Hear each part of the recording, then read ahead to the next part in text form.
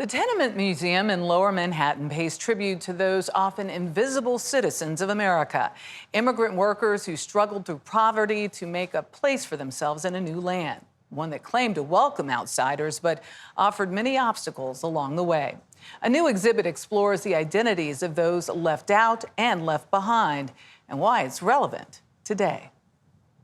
So this was an actual tenement. This building, was a tenement from 1863 to 1935. People lived here. Just imagine. Oh, these are narrow. Stepping back in time. There was no light in this hallway originally. Seeing how the other half lived a century and a half ago. And there are 20 families that live in the building. People struggling to eke out an existence in cramped quarters with poor ventilation and no indoor plumbing. Between 1940 and 1960, over 1 million Puerto Ricans coming to New York. For 35 years, New York's Tenement Museum has tried to preserve the history of the immigrant. Poor, anonymous, newly minted citizens searching for a better life, often serving the needs of Manhattan's rich and famous. Here we see Joseph P. Moore. Kat Lloyd is curator. He's a waiter. He was an Irish immigrant who lived in this building, 97 Orchard Street. Since its founding, only those who actually lived in this building, like the Irish Joseph Moore, were given the museum treatment until patrons noticed something else. Visitors looking at this record started to ask about the Joseph Moore listed directly above and ask questions about the racial designation that we see next to his name. People wanted to know, right, what were the experiences of Irish immigrants and Black New Yorkers? Those questions sparked a new exhibit on that other Joseph Moore, one that Mellon graduate fellow Marquise Taylor was hired to investigate. So Joseph Moore was an African-American man that was born in Belvedere, New Jersey in 1838, and he decided to come to New York in 1857. And he was a man who worked as a waiter. He also worked as a coachman because work for Black men during that time was seasonal. And he decided to establish a home at 17 Lawrence Street with his wife, Rachel Moore. But the Moores, who were Catholic too, weren't the only Black people living in tenements in Lower Manhattan back then. In the process of research, we looked at our own archive, and that's when we found the letter from Gina Manuel. Gina Manuel wrote that letter as a concerned citizen in 1988, the year the museum opened. She talked about her family's history, that her family had lived in Lower Manhattan, that they had worked on the South Street Seaport. And so she asked the museum when we were founding it to please include the stories of Black New Yorkers, particularly living in tenement apartments in Lower Manhattan. 3 decades later, there are mementos from Manuel's family. These are all objects that belong to her great-grandmother, Parthenia Lawrence, who was a Black New Yorker, lived in tenements in the 1860s. These are tiny little books. I know. Items that conjure the personal lives of those who once possessed them.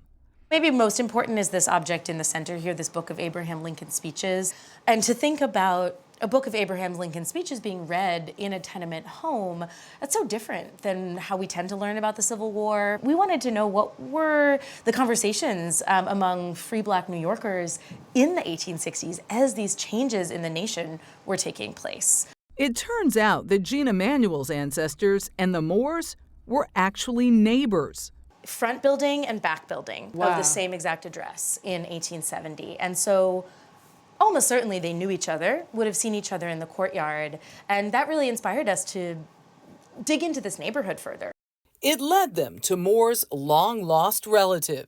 Nothing ever pinpointed to New York City until I went to the Tenement Museum. And once they showed me all of their research, it kind of like started all clicking. Ashley Pinkowski had been hitting dead ends while tracing her family tree. This was not passed down to our family. This is all things that I really had to find out on my own. She suspects work was the primary motive for the move to the Big Apple. Taylor says clues suggest another motive. We had discovered a newspaper article that talked about a Black man who had lived in New Jersey, the same community as Joseph Moore. This is at the same time that the fugitive slave law had been in effect, which basically incentivized, right, an entire market of recapturing people and bringing them further back south. Joseph Moore holds an even deeper connection for Taylor. I actually went to high school just 2 blocks north of 17 Lawrence Street. When I was in high school, I actually went to the Tenement Museum and I took a tour, and I actually thought that African American history didn't have a place in the Lower Manhattan. The place the Moores called home has been recreated inside the museum. An article mentioned that he had a portrait of Abraham Lincoln on his wall. And so we have a portrait of Abraham Lincoln on the mantle. A 2-room flat that the census shows was occupied by the couple, their daughter, and 2 other people. An Irish woman named Rose Brown, and then Rose's 14-year-old son, Louis, who is one of the many New Yorkers who has a black father and an Irish immigrant mother. So they probably sleep in the kitchen space, actually, right? They would have mattresses here in the closet that they would pull out at night. Oftentimes you have in 19th century New York City African Americans and Irish people living alongside one another. Both groups were sort of deemed undesirable to people who were often leasing and renting properties. You have to understand that they are also competing usually for jobs, for housing, so that creates some sort of tension as well. Tension that by 1863 led to the violence and terror of the Civil War draft riots. 25% of the black population fled Lower Manhattan to other parts of the city. This article talks about a white proprietor in Lower Manhattan who actually laid off his black staff, right, because of the fear of mob violence during this time. It's a fuller picture of a time nearly erased by the physical progress of a new century, a history now open to everyone. And that's what I love about the museum, is that visitors asking questions inspires us, right? We do new research, we create new tours, and that it's this dynamic that keeps things really fresh. And the museum just brings so much to life, the context of the people living in that era.